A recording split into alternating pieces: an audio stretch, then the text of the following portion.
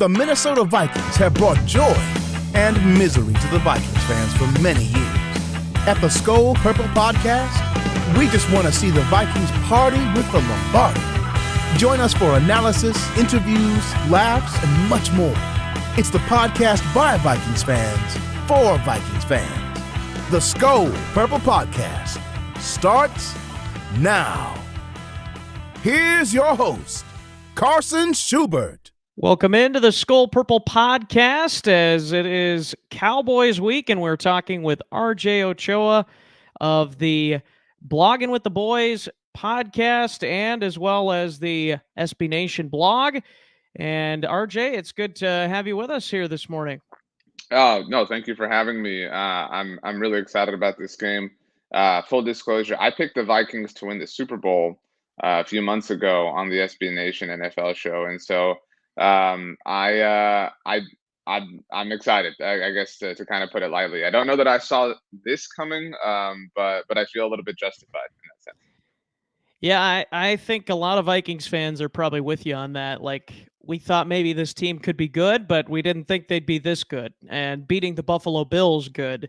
And maybe there was a little luck involved, and maybe there's been a little luck involved in getting some of these wins. But you know what they say.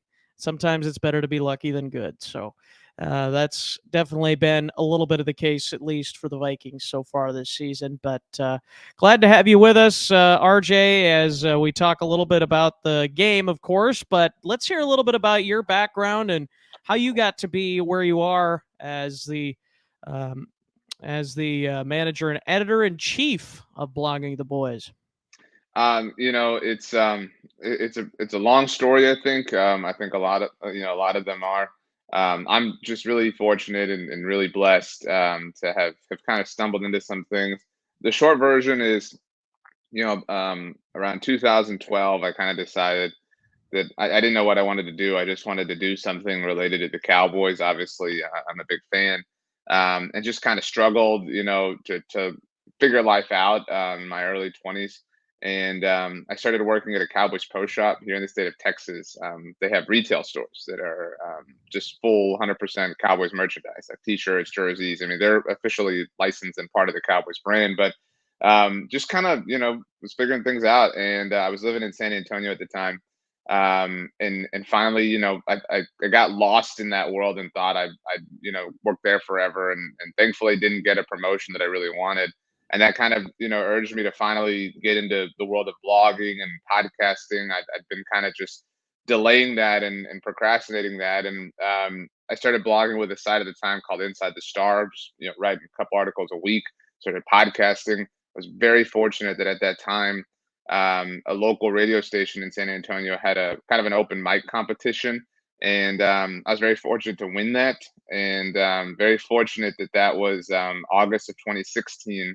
Which preceded the Dak and Zeke run of 2016. And so, because the Cowboys were kind of my specialty, they needed a lot of Cowboys talk and stuff. And the Super Bowl that year happened to be in in Houston, which was driving distance. And so they said, "Hey, we can't pay for you, but if you can get there, we'd love to use your hands." And I had family in Houston, and so took off. I actually interviewed Kirk Cousins there at the time, the quarterback for Washington still. But it was really just, little things like that, like, doing more, saying yes to things. And in the summer of 2017, I'd always read Blogging the Boys, just reached out to the guy who founded the site and said, "Hey, do you need another person to write?" At the time I was doing more Facebook Lives, Periscope, that kind of stuff was coming along. And, jumped over here. And then a year later, a full-time position opened up to oversee Blogging the Boys and kind of grow everything that we do. And I was very fortunate to get that. And so for the last 4.5 years, I've just kind of been trying to take Blogging the Boys to the next level in every way that I can. And really, really grateful for the ride so far. Yeah, that's awesome, man. Well, it's cool to hear your story, and you kind of worked your way up from the bottom and now to where you are now. And so that's awesome to see those kinds of stories for sure. So but let's talk a little bit about the Dallas Cowboys. I have to ask before we get into this season. So you've been a fan, obviously, for a while. who is your favorite Cowboys player of all time? I know our guy Tony, he asks that about Vikings, so let's ask you about the Cowboys. Who's your favorite? It's probably going to be somebody in the Herschel Walker trade, right?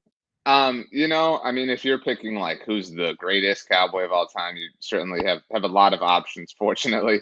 Yeah. But a lot of them, again, thanks to Herschel Walker. I would say, I'm 33 years old, and so in my lifetime, players whose full careers I've watched as a full and conscious, human being, it's Tony Romo. And I recognize how silly that sounds, but he was the quarterback of the team when I was in high school and at a really formative age. And you remain a fan all your life, but you're just kind of a different fan when you're younger, and you live and die so much with the success and the failures of the team. And so he, for so many important moments in my life, I mean, he was the quarterback of my favorite team, and so he's my all-time favorite athlete in that sense. Just I have a more kindred relationship with him, if that makes sense. So I'll say Tony Romo. Although again, it's a more special thing. I mean, if we're picking best Cowboys ever, Roger Staubach, Emmitt Smith. I mean, those are obvious choices. Yeah, yeah.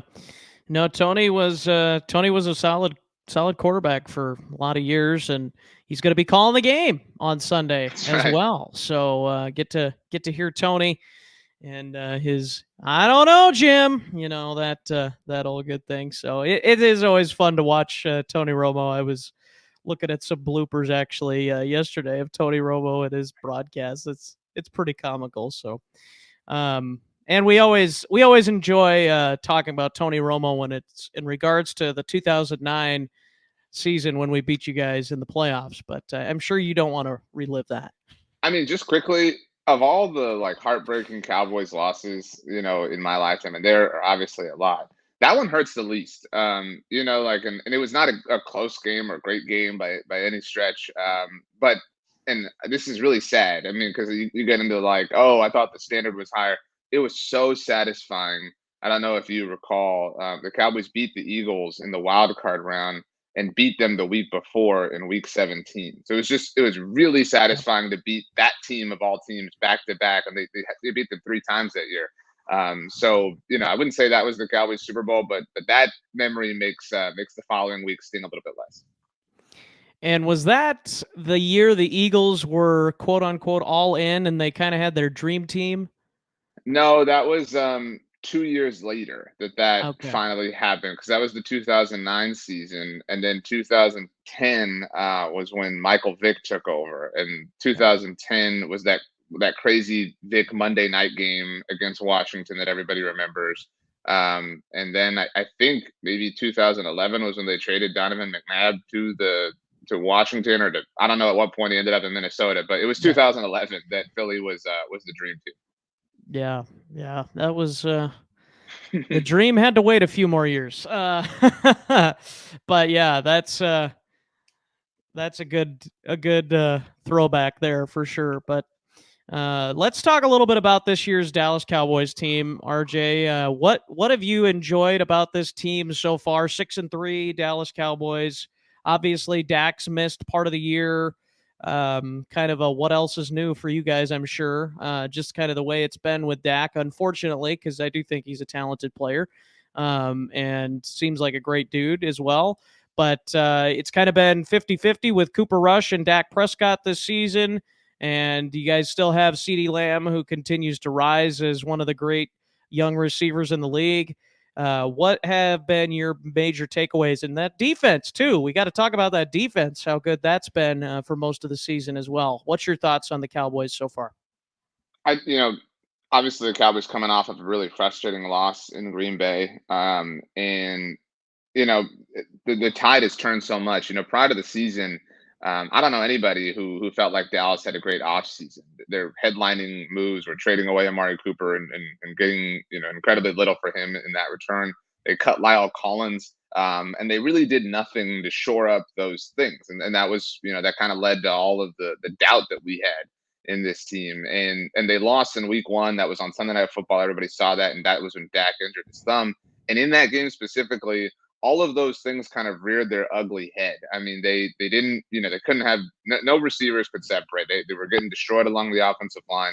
They did spend their first round pick on Tyler Smith, a left tackle now. But they started him off at guard. He didn't take a single snap at tackle all throughout training camp because the Cowboys were banking on Tyron Smith playing an entire season, which he hasn't done since Dak Prescott was the quarterback of Mississippi State. And lo and behold, Tyron got hurt a little bit earlier than I think anybody would have anticipated. And so it really felt like everything that could go wrong was going wrong in that Week 1 loss to Tampa. And to their credit, they really rallied. And I wrote and talked about last year after the Cowboys won in Minnesota that it would have been a mistake to just bring Cooper Rush back. And that was a very Cowboys thing to do, to say, well, he won the one game that we needed him to win for us. And so, everything's going to be totally fine. And so it really seemed kind of lazy. But, obviously Cooper Rush became this wild story going 4-1. And that's the story of who they are. I mean, that's kept them alive. That's kept them in this position. They're still certainly contending for the division. If they win this game, who knows, for the number 1 seed in the conference. I mean, it's been a story of resiliency. Dak Prescott returned almost a month ago at this point and was kind of shaky, knocking some rust off that first game against Detroit. But it's been a while, to your point, that Dak has played a full game. That was his first full game since last season. And then now 3 weeks ago, they had their way with the Chicago Bears, and that was entering the bye. So you kind of felt like the arrow was pointing all the way up. They've been constantly connected to Odell Beckham Jr. And I think the reason for that is, I mean, you mentioned CeeDee Lamb. He has shown and had flashes and moments of such greatness, but he has not been consistent. I mean, I don't know that there's a Cowboys fan out there who wouldn't undo that pick and swap him out for Justin Jefferson right now. Because again, CD is so great, but he disappears for moments in games. I mean, I wouldn't say he leaves Dak Prescott out to dry, but he's he's certainly not the alpha that you kind of expect a star wide receiver to be game in and game out. And you look at this stat sheet from last week, he had 135 yards and 2 touchdowns, and so you're thinking like, well, dude, what do you expect? I mean, it's you have to be great, especially Cowboys traded away Amari Cooper, Michael Gallup still coming back from a torn ACL. They did spend their 3rd round pick on a rookie receiver in Jalen Tolbert, but he lined up off sides in overtime and then didn't even fess up to it. And so they need some help in that department. And that's kind of what they are, is just kind of figuring things out as they go along, putting the pieces together as they move. They're a really, really resilient bunch in that sense. So I got to ask you, I know this has been the running question throughout the week. Would you have gone for it in overtime just based on what you know about your defense, and that it would have taken a field goal to tie, but they could have also beaten you with a touchdown on the next possession? Do you like the decision that Mike McCarthy made there? Yeah, and a lot of people have used the wind and the environment to support that argument. For me, I don't. I like, my decision is independent of all that. Whether you're in Green Bay, whether you're in Minnesota, whether you're in what do the Falcons call their stadium? The Mercedes-Benz Dome, monster spaceship, whatever. Like, whether you're at AT&T Stadium, wherever you are, whatever time of day, I love that decision. When you contextualize it with the wind and the fact that Dallas hadn't been able to stop Green Bay for most of that second half, certainly in that fourth quarter, that adds to the reason for me. My biggest point of contention with it is the Cowboys are running the ball so well themselves, and this season has really, broken my brain. I'm somebody who believes in, the NFL being a passing league and, data and analytics. And so I can't believe how staunch of an advocate I've become for running the ball. But the Cowboys were running the ball incredibly effectively, against the Packers. At that point, they'd run 4 running plays in overtime. Not one of them had gone for more shy or fewer than 7 yards. So if my qualm is, if you're going to go for it on that ensuing 4th down, on 3rd and 3, you've got to run the ball. I mean, you just have to. You can't just throw it twice, especially with how successful you've been on the ground. And if anything, the decision so my point is, like, for me, going for it on 4th down is a really objective, sort of unemotional decision. It felt like it was an emotional thing for them, caught up in the moment, to go for it on 4th down, and they just kind of panicked. Yeah. And it's funny, you mentioned the going for it on 4th and 3rd and short. The Vikings have been in situations like that just in the last 2 games, where against Washington 2 weeks ago, they had a 3rd and 1 and 4th and 1, passed it twice, and in Buffalo, 3rd and 1, 4th and 1, passed it twice. And we were just talking on our Fan Express line we do after the games. We're like, how do you not at least run the ball one time on those plays? Like, come on. Like, and Dalvin Cook, like the last 2 weeks, he's actually been doing, well, not maybe 2 weeks ago, but this past week was doing pretty well in the game. So it's just kind of like, I don't know about this idea, but that's also part of being a rookie head coach, maybe. And O'Connell, I think he likes certain play calls, and unfortunately, sometimes those don't always go as planned, of course. But if it did, then I think a lot of the league would uh, be happy if all Sure. offensive calls went according to plan. But unfortunately, that doesn't go that way all the time. But yeah, it is frustrating at times to see on those short yardage situations. It's almost like these offensive coordinators, sometimes they outsmart themselves a little bit.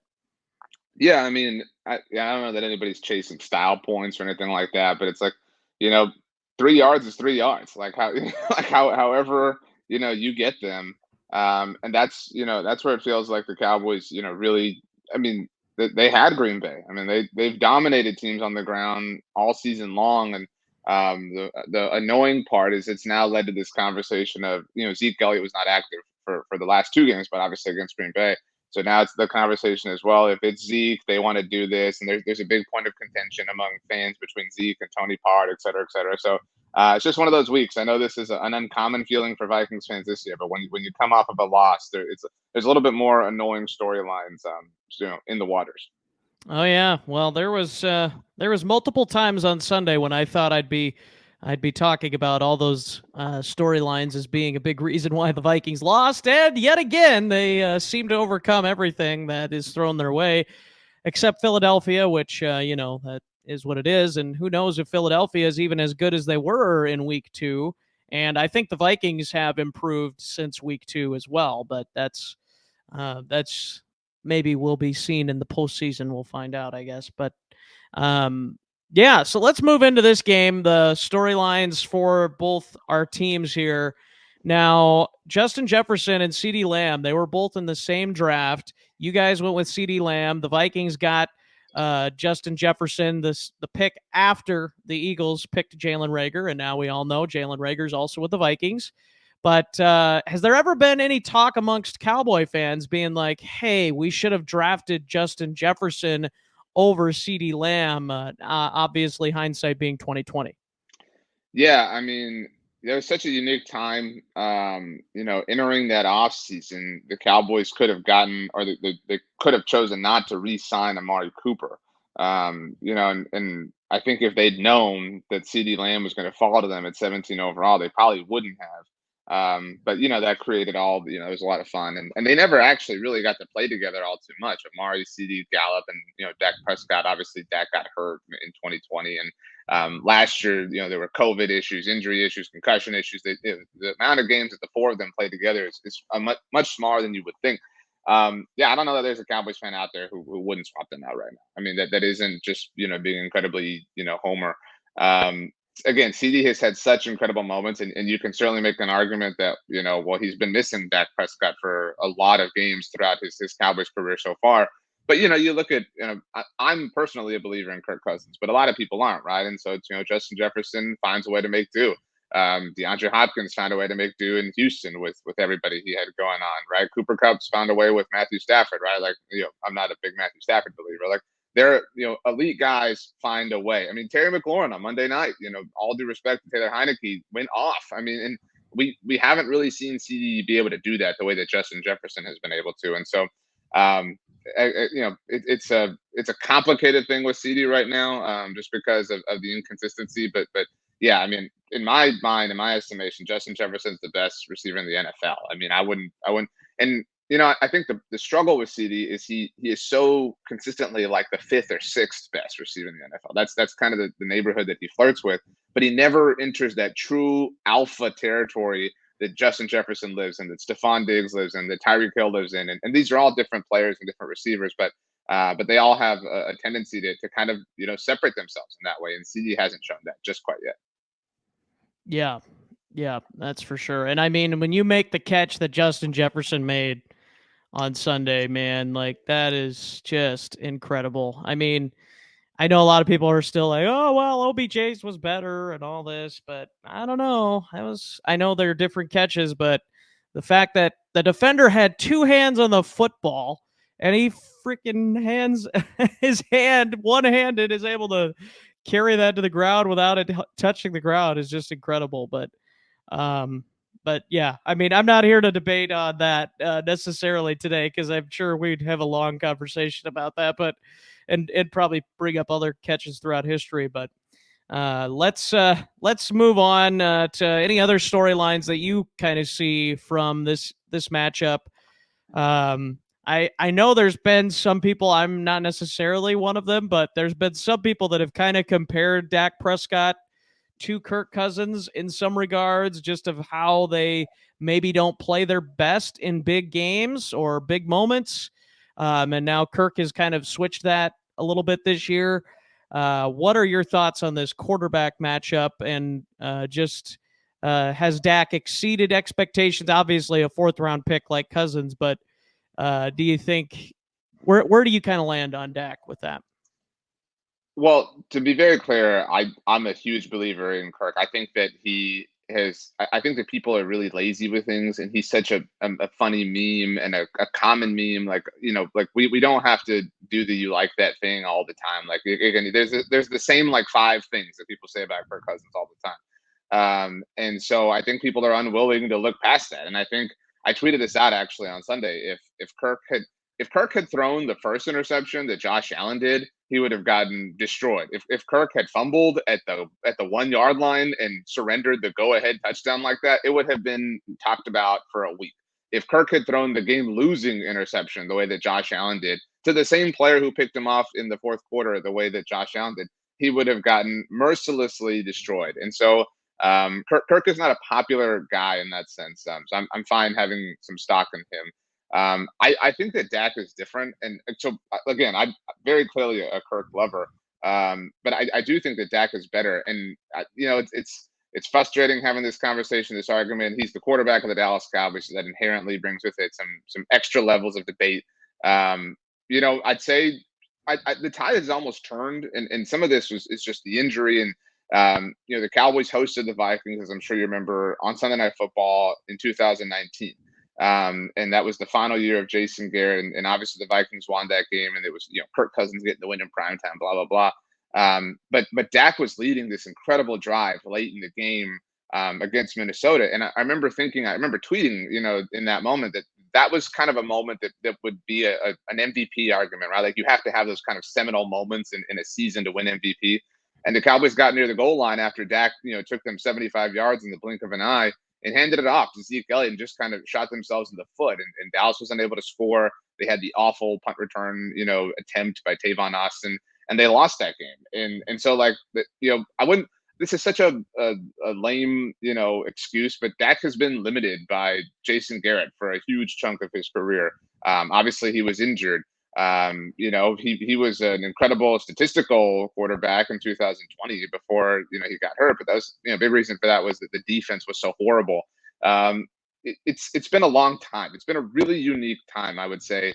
I think everybody remembers Dak actually hitting CeeDee Lamb for the walk-off game winner in New England about a year ago now. And ever since then, things haven't been the same. He injured his calf on that play and obviously did not play in Minnesota 2 weeks later. And the second half of last season, the Cowboys offense was horrible. I mean, just really carried by, what was then a rookie in Micah Parsons and the defense just, being absolutely insane.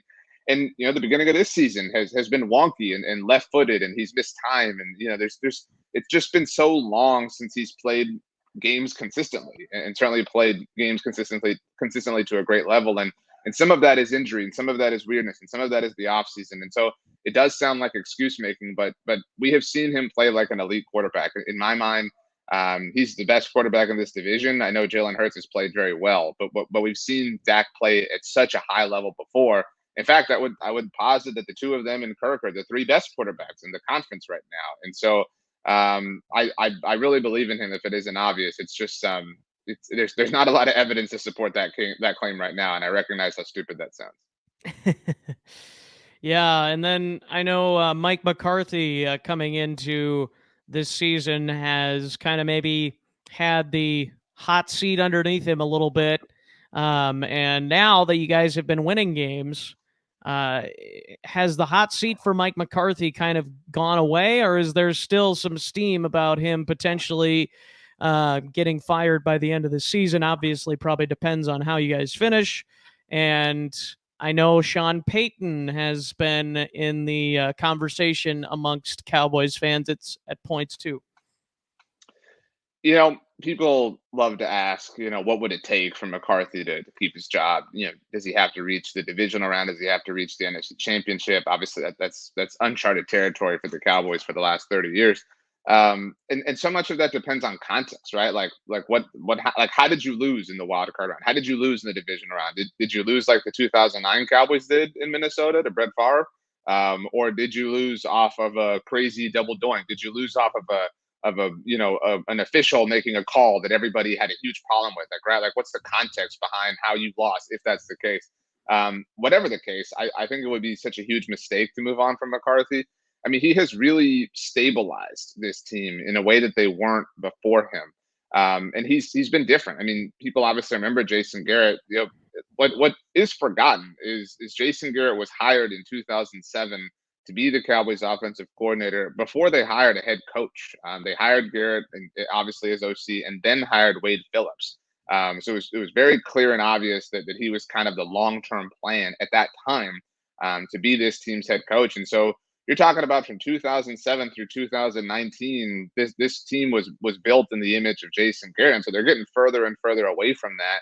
And it's a rougher, tougher, rowdier team. And those are lame ways to put it. But I mean, in Jason Garrett's time, Tony Romo missed a lot of games. Obviously, I loved Romo, and it was difficult to see that happen.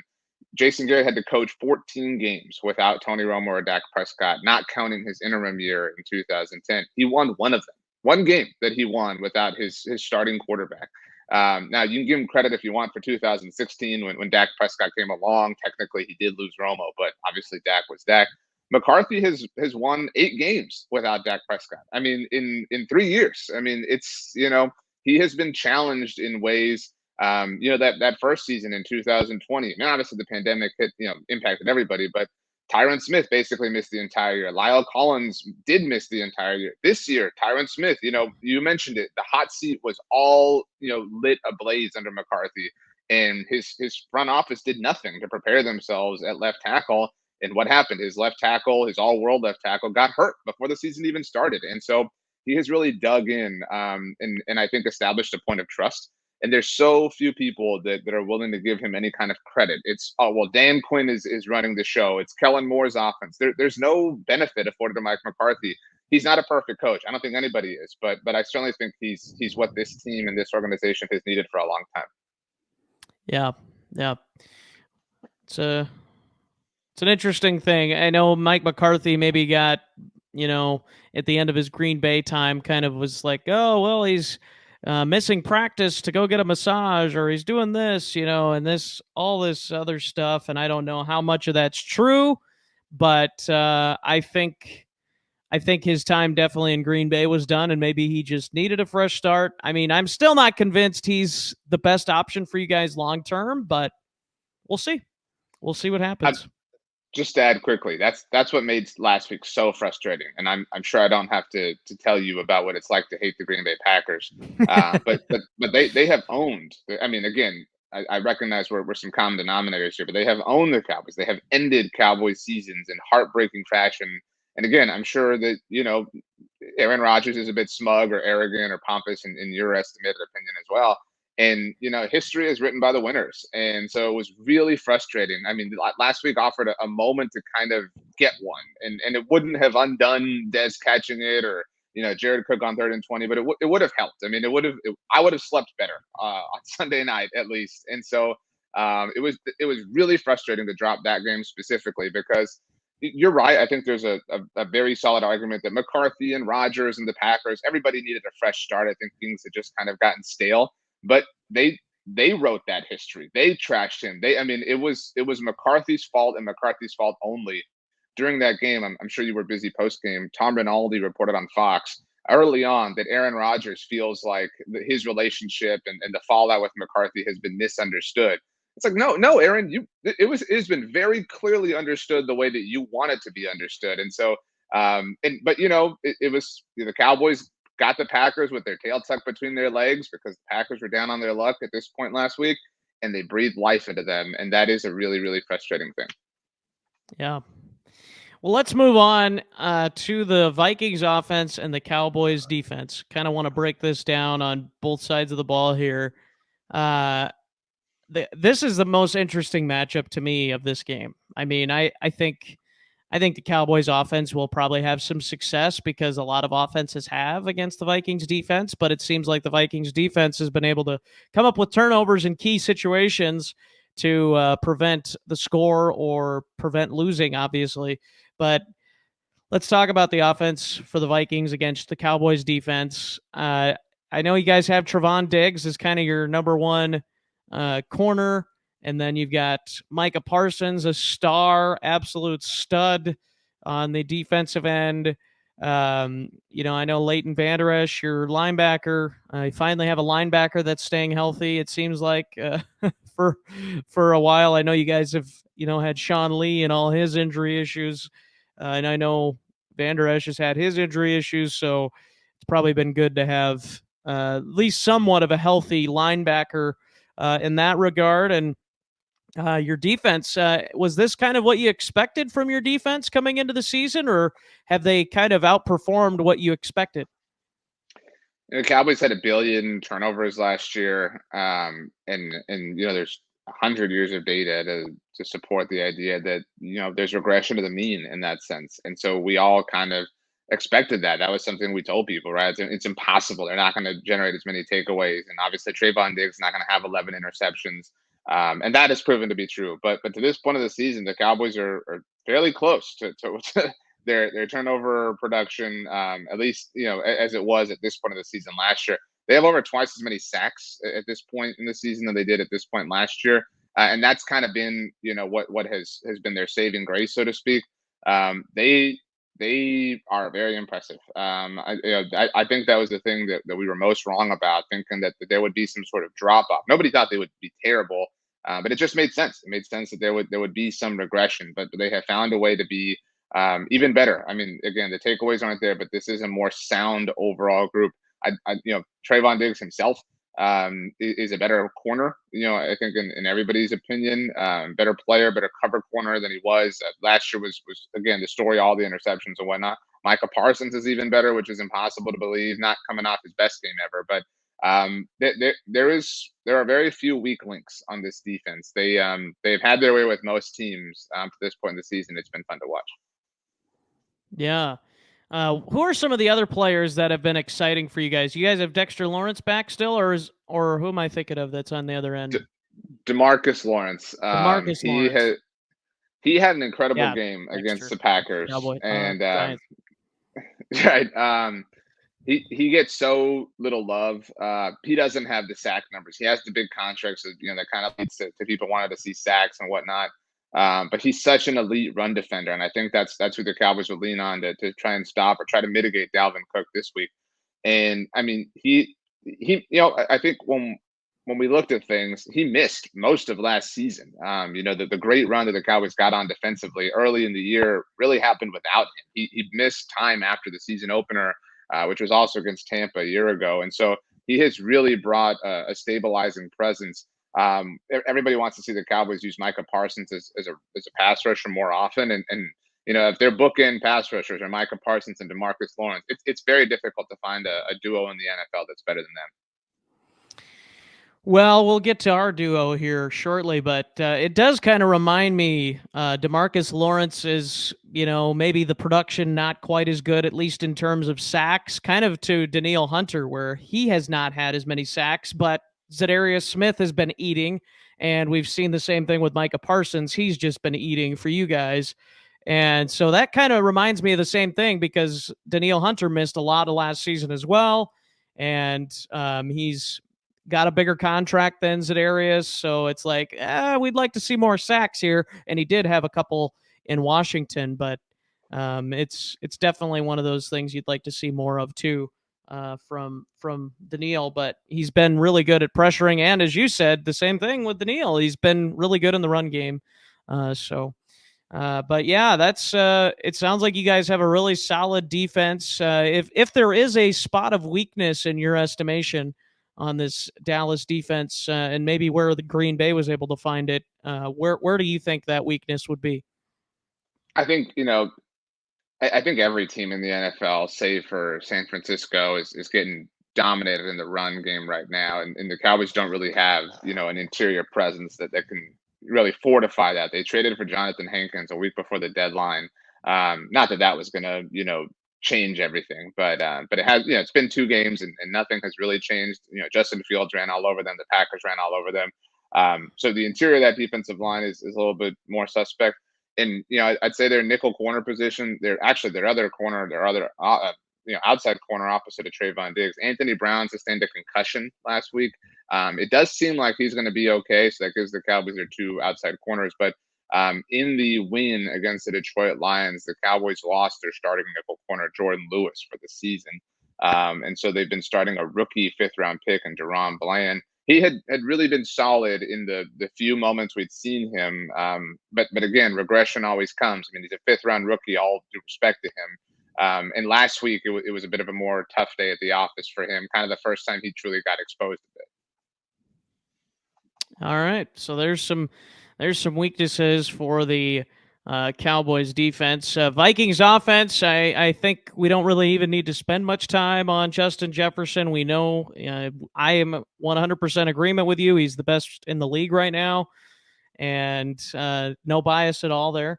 But then you got Kirk Cousins, who he is what he is. He makes some really good throws, and then he has those moments where he has some blunders with those interceptions. But this season, he's just been able to find ways to go down the field and be clutch when it matters the most. And then we have Adam Thielen. We have KJ Osborne. We traded for TJ Hawkinson at the trade deadline. So that's another threat that you guys will have to contend with in the middle of the field. So you have that. And then our offensive line overall has been pretty good. The interior, though, with Garrett Bradbury and now Ezra Cleveland the last couple of games has not been great. But Ed Ingram has just been an atrocious disaster on our offensive line. He stepped on Kirk twice in the Buffalo game, and that's just the beginning of his problems. He's not been good. He's been beat many times through, and I know it's tough as a rookie offensive lineman against some of these elite pass rushers and run stoppers in the NFL, but he's just not been adjusting well to the league so far. I'd say that's the biggest weakness for the Vikings is Ed Ingram, and then kind of that interior of the offensive line.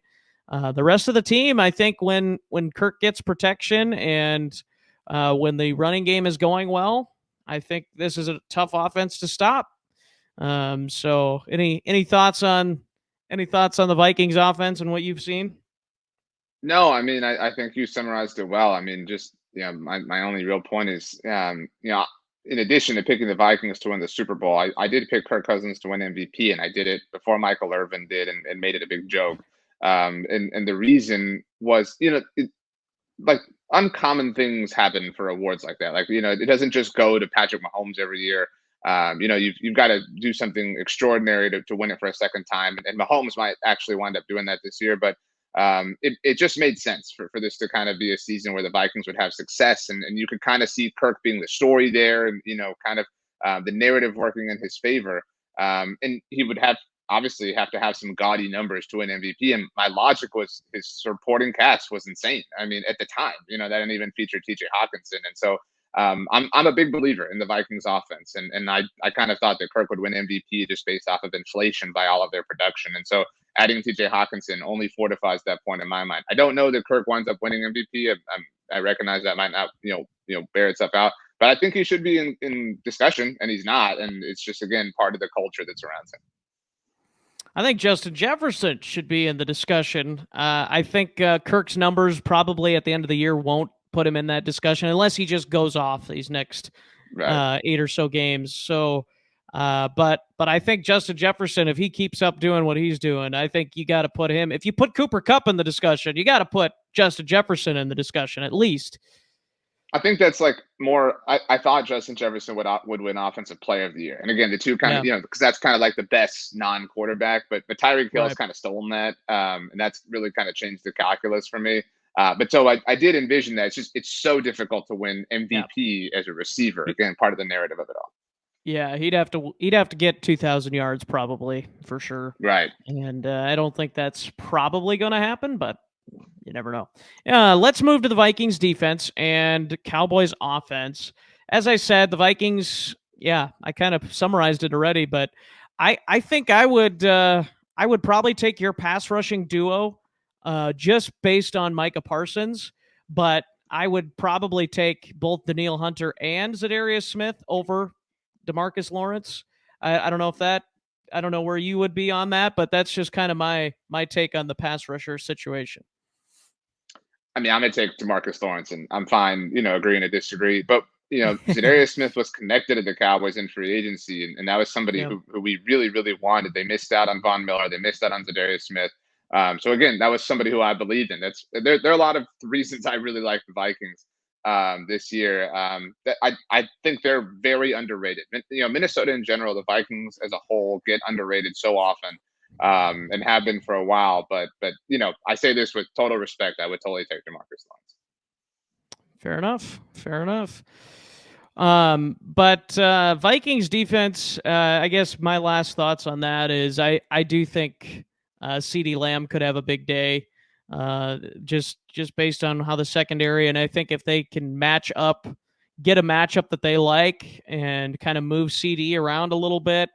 And then you got Michael Gallup. I know you guys have him, and Dalton Schultz has maybe been playing a little bit better, and I think he's been healthy too. Maybe that's been part of the issue, but the fact that he's in there gives you another weapon. And Tony Pollard, he's the real deal. I think he's a really solid running back. I'd put him above Zeke, and I'm sure a lot of Cowboys fans are now just based on Zeke the last couple of years. But I am a little worried, but it seems like every time I'm worried about the Vikings defense, they come away with an interception or a fumble recovery, whatever, so how about the Cowboys offense? What have you liked and disliked about them this season?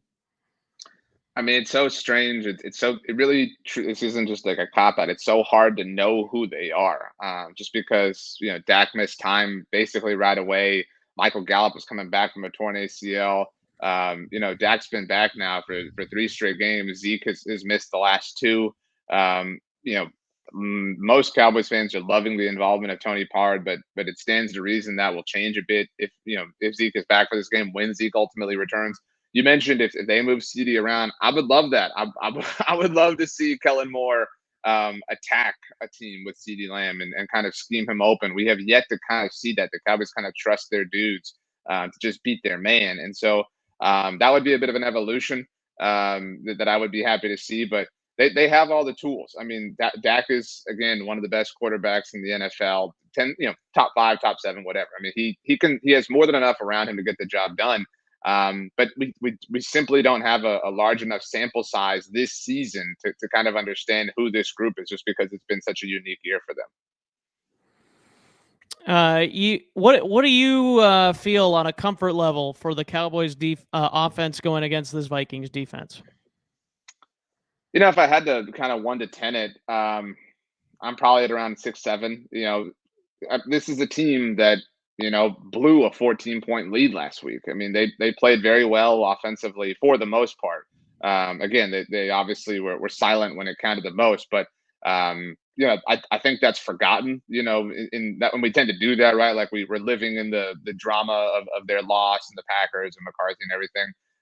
And while I certainly am impressed by the way the Vikings won, it was this insane comeback and this big blown lead by the Bills. And so it would stand to reason that if the Vikings are capable of mounting a comeback and the Cowboys are capable of blowing one, that would kind of bear itself out this week. But this is these are 2 teams where one of them really trailed a week ago and the other one really led a week ago. So I do kind of trust the Cowboys to be solid and consistent in that respect.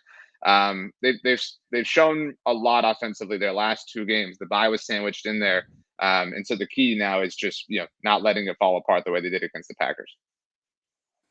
All right. Well, that brings us to the moment that we've all been waiting for, game predictions. Let's talk about who we got in this game.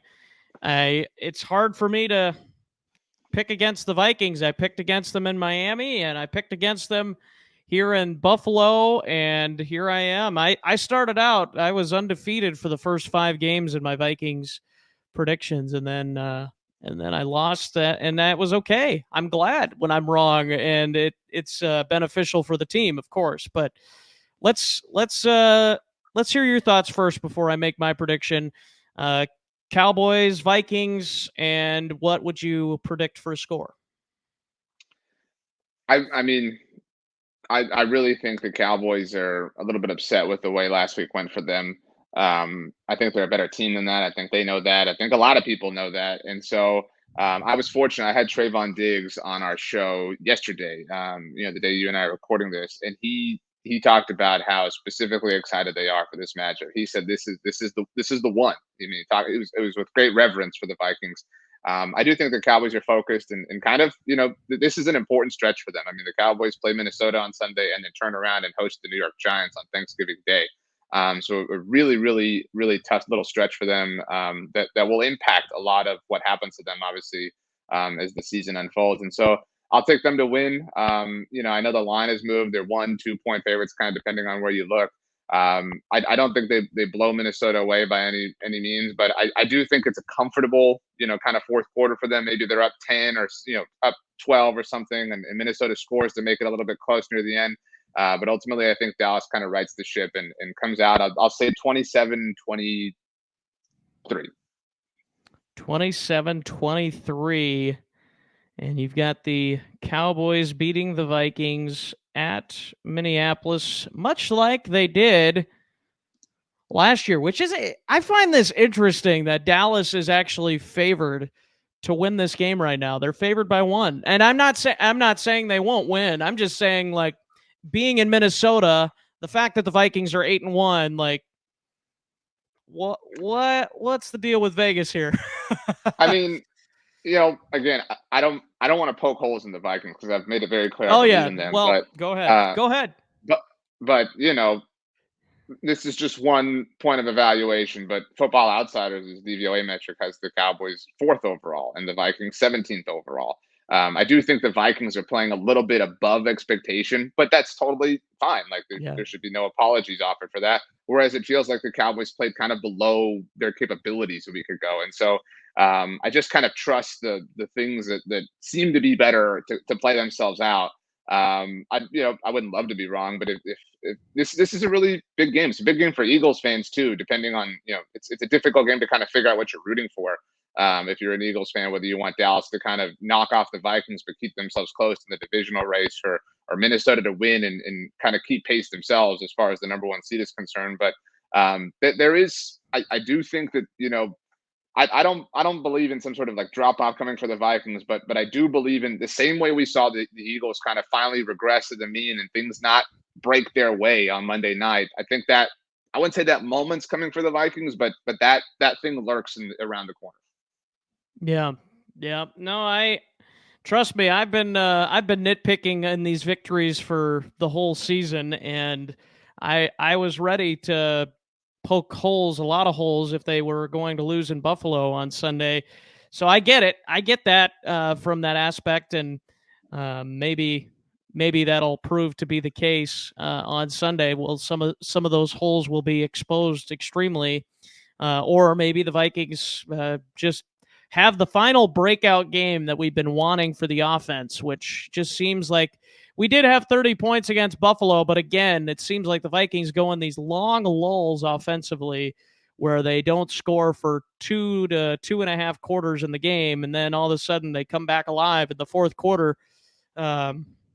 So yeah, it's been frustrating, but good at the same time. Happy because we win, but also like, oh man, why do we got to make it this hard on ourselves? So I get where you're coming from on that for sure.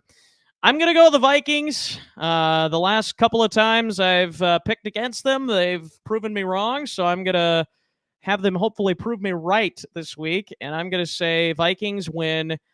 I'm going to say final score 27-20. Vikings win, because it's always a one-score game with the Vikings. It always is. So I can't not say it's going to be a one-score game anymore. So 27-20, I'll go with the Vikings in this one. And it should be a fun game, though. I think it's going to be a fun game, and hopefully it's close for the majority instead of us having to come from behind again to do it. That would be great for a lot of reasons, but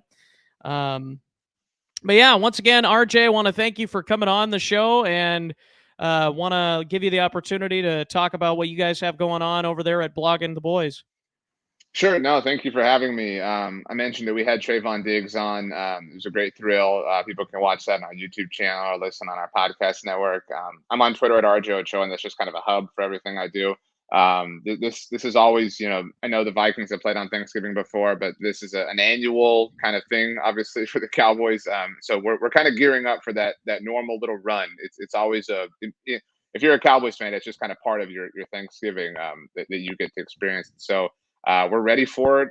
They don't play on the Thursday after. That's been a bit of a tradition for them recently. So, like I said, these next 7-8 days are really going to shape the way that the NFC looks in a lot of senses, and certainly the way the NFC East does. Very good. Well, thanks for everybody tuning in. And as always, I know we won't probably get RJ to say it, especially this week, but Skol.